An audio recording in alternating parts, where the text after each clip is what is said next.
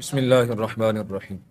حضور میرا سوال یہ تھا کہ جس شخص نے جان بوجھ کر رمضان کا ایک روزہ نہ رکھا تو اس نے اپنا کتنا نقصان کیا؟ اعوذ باللہ من الشیطان الرجیم بسم اللہ الرحمن الرحیم۔ من شہد منکم الشہر فلیصمہ، جو شخص جان بوجھ کر ایک روزہ چھوڑ دیتا ہے اس پر اس ایک روزے کی قضا کرنا فرض ہے، یعنی کسی دن بھی وہ اپنا روزہ رکھ کے رمضان کے روزے کی قضا کرے۔ ہاں، اگر وہ ساری زندگی بھی روزہ رکھتا رہے تو اس کا ثواب اس روزے کے برابر نہیں ہوگا جو رمضان کا روزہ اس نے جان بوجھ کر چھوڑ دیا، یعنی بیمار بھی نہیں ہے، کوئی رخصت بھی نہیں ہے، کوئی مسافر بھی نہیں ہے، تو جان بوجھ کر روزہ چھوڑ دیا تو اس کے برابر ثواب نہیں ہو سکتا۔ ہاں، قضا ضروری ہے۔ جس شخص نے روزہ رکھ کر توڑ دیا تو اس کے بارے میں کیا ہوگا؟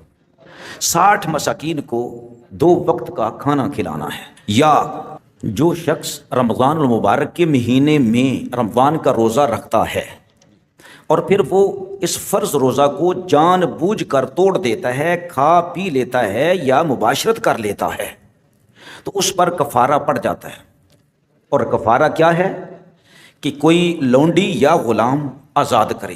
وہ صورت تو اب نہیں ہے۔ دوسری صورت یہ ہے تو وہ 60 دن کے روزے رکھے، 2 مہینوں کے روزے رکھے، ایک روزہ توڑنے کا کفارہ۔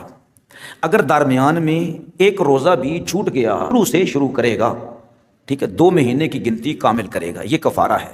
اگر یہ بھی نہیں کر سکتا ہے تو پھر 60 مساکین کو کھانا کھلانا ہے پیٹ بھر کر، صبح کے وقت بھی اور رات کے وقت بھی۔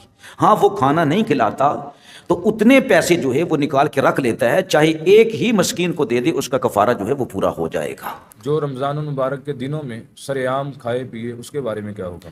ہاں، یہ فتاویٰ کی کتابوں میں اسی طرح ہے کہ اگر کوئی جان بوجھ کر رمضان مبارک کی حرمت کا خیال نہیں رکھتا اور بے حرمتی کرتا ہے تو وہ واجب القتل ہے۔ اور اس آدمی کو قتل کون کرے گا؟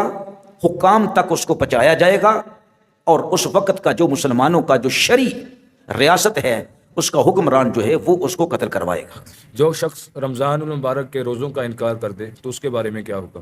اللہ ارشاد فرماتا ہے کتب علیکم الصیام، تم پر روزے فرض کیے گئے۔ تو یہ اسلام کے ارکان میں سے بنیادی رکن ہے۔ تو جو بنیادی رکن میں سے کسی رکن کا انکار کرتا ہے وہ دائرہ اسلام سے خارج ہو جاتا ہے، وہ مرتد ہو جاتا ہے۔ لہٰذا یہی اس کا حکم ہے، جو رمضان مبارک کو نہیں مانتا ہے، اس کے روزوں کو نہیں مانتا ہے تو وہ دائرہ اسلام سے خارج ہو جاتا ہے۔